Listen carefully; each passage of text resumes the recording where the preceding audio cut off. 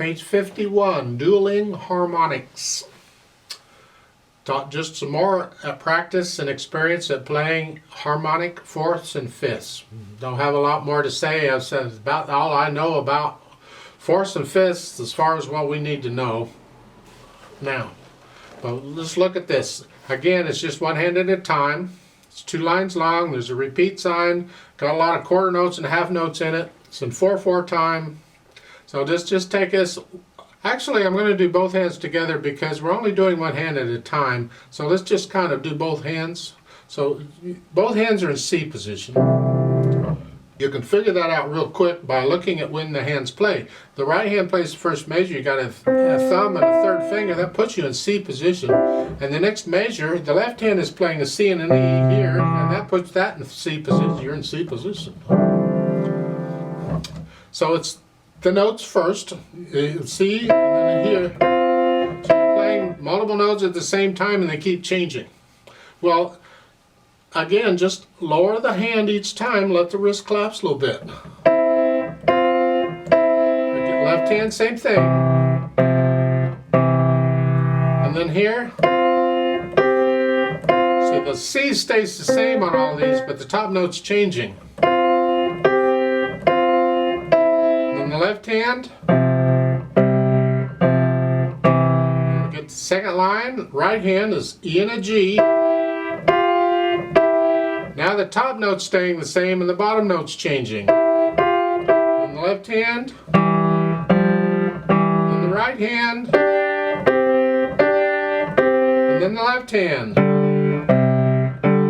See, this is really common in piano where one note will stay the same and the other note changes. So, and again, you might be looking at the keyboard now, but you want to get to where you can do this without looking at the keyboard. You can feel this. You can see in the music which note's changing, and you should be able to just feel your way. It takes a little practice, but it's something to work on. So you learn that, and then we got the rhythms. Quarter notes and half notes. 1, 2, 3, 4. 1, 2, 3, 4, 1, 2, so you play the whole thing through with the rhythm.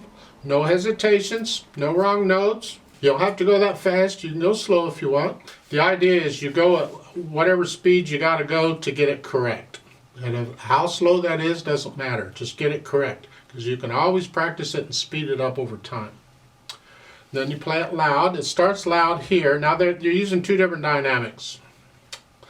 All right, I'll go with it. I don't agree, but I'll go with it. The first measure is forte, it's loud. And the next measure is piano, it's soft. Sounds like an echo, doesn't it? And the next measure is loud.